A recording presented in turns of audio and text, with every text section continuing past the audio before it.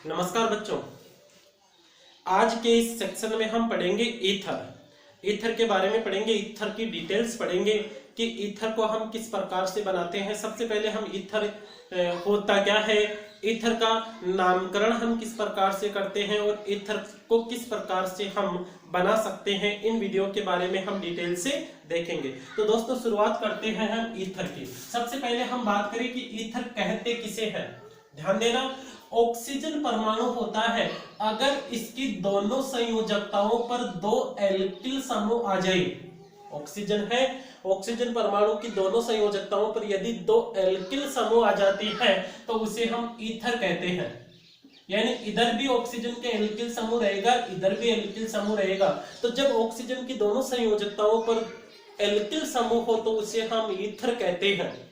Ether का oxygen परमाणु होता है वो sp3 संकरित अवस्था में होता है। ईथर का जो ऑक्सीजन परमाणु होता है उसका संकरण होता है sp3। ठीक है दोस्तों, अब हम देखते हैं ईथर के प्रकार। तो ईथर दो प्रकार का होता है। ईथर दो प्रकार का, एक तो होता है सममित ईथर और दूसरा हम लेते हैं असममित ईथर। ईथर दो प्रकार का होता है, एक तो होता है सममित ईथर, दूसरा होता है असममित ईथर। ध्यान देना, सममित ईथर किसे कहेंगे। देखो ईथर में अभी हमने पढ़ा है ऑक्सीजन की दोनों संयोजकताओं पर एल्किल समूह जुड़ा हो। अगर दोनों एल्किल समूह समान होते हैं तो उसे हम सममित ईथर कहते हैं। ऑक्सीजन की दोनों संयोजकताओं पर जो दो एल्किल समूह होते हैं, अगर वो दोनों एल्किल समूह समरूप हो, समान हो, जैसे इधर मेथिल है तो इधर भी मेथिल समूह आ जाए, या इधर एथिल है ना, तो दूसरी तरफ भी एथिल समूह ही आ जाए तो उसे हम कहते हैं सममित ईथर। जब ऑक्सीजन की दोनों संयोजकताओं पर समान एल्किल समूह होता है तो उसे हम सममित ईथर कहते हैं। ध्यान देना, असममित ईथर यानी ऑक्सीजन की दोनों संयोजकताएं हैं, वहां पर दोनों जो एल्किल समूह है अलग अलग हो, एक तरफ अलग समूह और एक तरफ अलग समूह हो। तो जब दोनों एल्किल समूह अलग अलग होते हैं तो उसे हम असममित ईथर कहते हैं। ऑक्सीजन की दोनों संयोजकताओं पर अलग अलग एल्किल समूह हो, जैसे इधर तो CH3 समूह आ जाए, एक तरफ मेथिल आ जाए और दूसरी तरफ एथिल समूह आ जाए तो इसे हम असममित ईथर कहते हैं। दोस्तों फिर से ध्यान देना, ऑक्सीजन की दोनों संयोजकताओं पर समान एल्किल समूह होता है तो उसे हम सममित ईथर कहते हैं, और ऑक्सीजन की दोनों संयोजकताओं पर जब अलग अलग समूह आ जाते हैं एल्किल तो उसे हम असममित ईथर कहते हैं। अब हम बात करते हैं ईथर के नामकरण की। तो दोस्तों सब ईथर का नामकरण हम लेते हैं। ईथर का नामकरण हम किस प्रकार से करेंगे, सामान्य नाम यानी रूढ़ नाम और IUPAC नाम, दोनों नामकरण के बारे में यहाँ पर चर्चा करेंगे। तो ईथर का नामकरण, ईथर का नामकरण सबसे पहले हम लेते हैं सममित ईथर के बारे में। यानी सममित ईथर का नामकरण हम किस प्रकार से करेंगे। देखो सममित ईथर में हमने पढ़ा था ROR, मतलब दोनों तरफ जो एल्किल समूह होते हैं वो समरूप होते हैं, समान होते हैं, तो उसे हम सममित ईथर कहते हैं। और सममित ईथर का जो सामान्य नाम लिखते हैं, रूढ़ नाम लिखते हैं, वो होता है डाई एल्किल ईथर।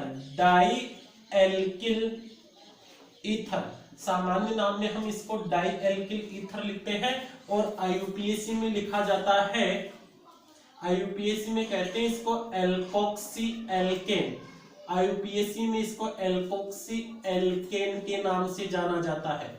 सामान्य नाम में तो इसको हम डाई एल्किल ईथर कहेंगे और IUPAC में इनको एल्कोक्सी एल्केन कहते हैं। ध्यान देना, जैसे मैंने लिखा यहाँ पे CH3OCH3, तो ये हो गया डाई मेथिल ईथर, इसको हम लिखेंगे डाई मेथिल ईथर।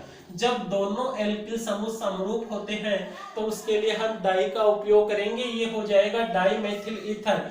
और IUPAC में एक को तो मुख्य समूह मानेंगे और दूसरे को एल्कोक्सी, तो ये हो जाएगा मेथॉक्सी मेथेन।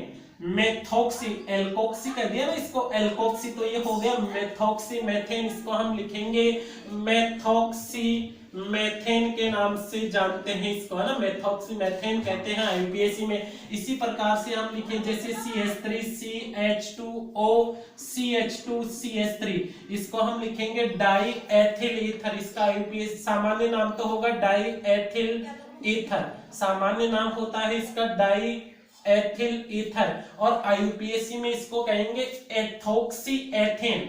एक का तो हम मूल शब्द लेंगे तो मूल शब्द तो हो जाएगा इसका एथेन, एथेन तो इसका मूल शब्द हो गया, और ये रह गया एथोक्सी समूह, तो इसको कहेंगे हम एथोक्सी एथेन, इसका क्या नाम होगा, एथोक्सी एथेन। इसी प्रकार से जैसे ये दोनों तरफ बेंजीन समूह आ जाए, बीच में ऑक्सीजन परमाणु आ जाए, तो ये हो जाएगा डाइफेनिल ईथर, डाइफेनिल ईथर कहेंगे हम इसको, डाइफेनिल ईथर। जबकि आईयूपीएसी में इसको कहेंगे फिनॉक्सीबेंजीन, फिनॉक्सी, आईयूपीएसी में इसको लिखेंगे फिनॉक्सीबेंजीन, है ना। तो हम सममित ईथर का नामकरण आसानी से लिख सकते हैं। साधारण नाम में हमें लिखना होगा di alkyl ether, di methyl ether, di ethyl ether, di phenyl ether. और आईयूपीएसी में क्या करना है, जो बड़ी मतलब दोनों समान होगी सममित ईथर है तो एक को तो एल्कोक्सी मान लेंगे और एक को एल्केन, तो methoxy methane, ethoxy ethane, phenoxy benzene, क्योंकि यहाँ पर जो दूसरा समूह होगा वो बेंजीन वाले होगा। अब हम बात करते हैं असममित ईथर की। असममित ईथर, अभी हमने कहा कि जब ऑक्सीजन की दोनों संयोजकताओं पर जो एल्किल समूह होते हैं वो दोनों अलग अलग हो, एक तरफ तो जैसे R डैश लिखा और एक तरफ मैंने R डबल डैश लिखा, तो जब दोनों एल्किल समूह अलग अलग होंगे तो उसे हम असममित ईथर कहते हैं। तो असममित ईथर का नामकरण हम कैसे लिखेंगे, सबसे पहले हम सूत्र लिखेंगे, यहाँ पे है ना यौगिक, यौगिक इधर लेते हैं रूढ़ नाम या सामान्य नाम, और फिर लेते हैं आईयूपीएसी नाम, ठीक है। जैसे मैंने लिखा, एक तो लिखा CH3OCH2CH3, है ना, तो इसके सामान्य नाम में हम इसको लिखते हैं डाई एल्किल एल्किल ईथर, सामान्य नाम में क्या लिखेंगे इसको, एल्किल एल्किल ईथर लिखा जाता है, एल्किल एल्किल ईथर लिखा जाता है इसको, है ना। तो अब इसमें दो एल्किल समूह है, एक तो मेथिल समूह है और दूसरा एथिल समूह है, तो एक तो हम लिखेंगे मेथिल और एक लिखेंगे एथिल। लेकिन पहले कौन से एल्किल समूह को लिखेंगे इसका हमें ध्यान देना है। जो एल्किल समूह अंग्रेजी वर्णमाला के क्रम में पहले आता है उसको पहले लिखा जाएगा। वह एल्किल समूह जो अंग्रेजी वर्णमाला के क्रम में पहले आता है उस एल्किल समूह को हम पहले लिखते हैं। तो यहाँ पर ध्यान देना, ये तो मेथिल है जो कि एम से शुरू होता है, ये एथिल ई से, तो पहले ई आता है अंग्रेजी में, है ना, एम से पहले ई आता है, तो पहले एथिल को लिखेंगे तो इसका नाम होगा एथिल मेथिल ईथर, इसको हम लिखेंगे ethyl methyl ether, ethyl methyl ether. और आईयूपीएसी में सबसे बड़ी श्रृंखला का चयन करते हैं, तो सबसे बड़ी श्रृंखला ये होगी CH3CH2, है ना, एथेन की, तो ये रह जाएगा एल्कोक्सी, एल्कोक्सी एल्केन कहेंगे आईयूपीएसी में, तो आईयूपीएसी में तो इनको एल्कोक्सी एल्केन ही कहेंगे, लेकिन एल्केन हम लेंगे बड़ी श्रृंखला, जो बड़ी श्रृंखला होगी उसको एल्केन मानेंगे, बड़ी श्रृंखला को हम एल्केन मानेंगे। तो बड़ी श्रृंखला में तो एथेन आ जाएगा, इसको लिखेंगे मेथॉक्सी, मेथॉक्सी एथेन कहते हैं इसको, है ना, मेथॉक्सी एथेन लिखेंगे इसको। फिर देखिए आगे CH3 CH2 CH2O CH3, तो एक तरफ तो मेथिल है एक तरफ प्रोपिल है, तो बताओ P पहले आता है या M, KLMNOP, M पहले आता है ना, P से M पहले आता है, तो M को हम पहले लिखेंगे, ये मेथिल है, methyl propyl ether, methyl n propyl, सीधी श्रृंखला वाला है प्रोपिल, तो एन प्रोपिल ईथर, इसका नाम क्या हो जाएगा, मेथिल एन प्रोपिल ईथर। जबकि आईयूपीएसी में लिखेंगे इसको मेथॉक्सीप्रोपेन, मेथॉक्सीप्रोपेन कहेंगे, आईयूपीएसी में मेथॉक्सीप्रोपेन लिखेंगे। फिर देखें आगे हम CH3 CH2 CH2O CH2 CH3, तो ये क्या हो गया, एथिल प्रोपिल ईथर। क्या नाम हो जाएगा इसका, ethyl n propyl, ethyl n propyl ether, ethyl n propyl ether लिखेंगे। जबकि आईयूपीएसी में लिखेंगे इसको एथॉक्सी प्रोपेन। ये तो एथॉक्सी हो गया ना, बड़ी श्रृंखला को तो एल्केन मान लेंगे, तो बड़ी श्रृंखला को एल्केन मानेंगे तो प्रोपेन हो जाएगा, और जो छोटा समूह है उसको एल्कोक्सी, तो 2 कार्बन है तो इसको एथॉक्सी लिखेंगे, तो ये हो जाएगा एथॉक्सी, एथॉक्सी प्रोपेन। आगे देखें हम CH3 CH CH3O CH3, तो ये तो हो गया मेथिल, और ये हो गया आइसोप्रोपिल। तो प्रोपिल तो किससे होता है, आइसो तो इसका अनुलग्न है, तो आइसोप्रोपिल और ये मेथिल, तो पहले मेथिल को लिखा जाएगा मेथिल आइसोप्रोपिल ईथर, कहेंगे इसको methyl isopropyl ether, methyl isopropyl ether, methyl isopropyl ether इसका सामान्य नाम होगा, मेथिल आइसोप्रोपिल इसका सामान्य नाम है। जबकि आईयूपीएसी में सबसे बड़ी श्रृंखला का चयन करेंगे तो 1 2 3 कार्बन परमाणु की सीधी श्रृंखला है, 3 को हम लिखते हैं प्रोपेन, 3 को हम प्रोपेन लिखेंगे।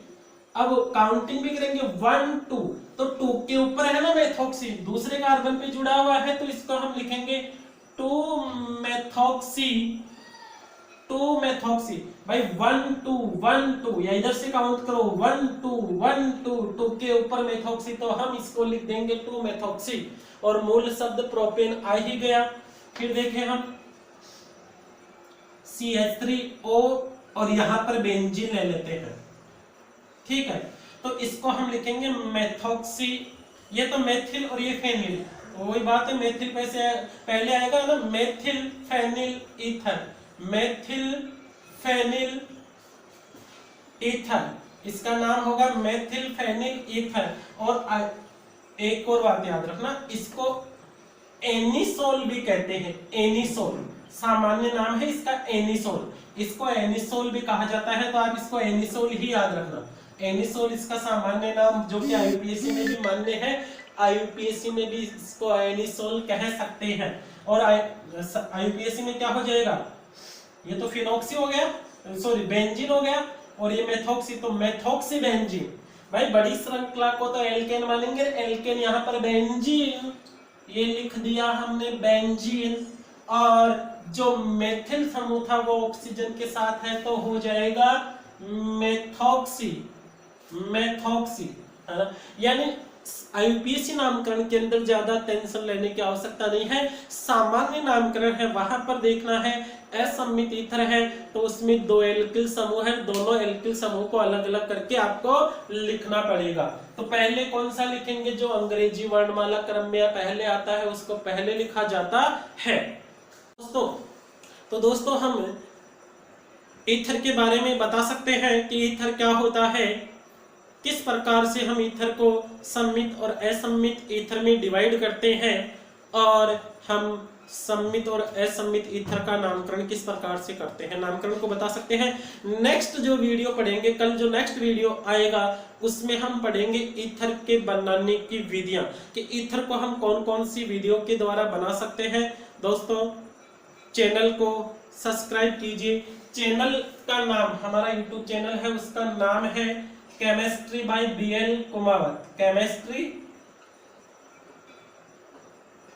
केमिस्ट्री बाय BL कुमावत, इस नाम से यूट्यूब चैनल है। यूट्यूब चैनल पे जाइए और चैनल को सब्सक्राइब कीजिए, ताकि जो कंपटीशन के, ये तो कंपटीशन के जो और वीडियोज हैं आगे चल के जो आप कंपटीशन के एग्जाम दोगे 12th के बाद में, तो कंपटीशन के वीडियोज आप इस यूट्यूब चैनल के ऊपर देख सको। दोस्तों वीडियो को शेयर कीजिए। धन्यवाद।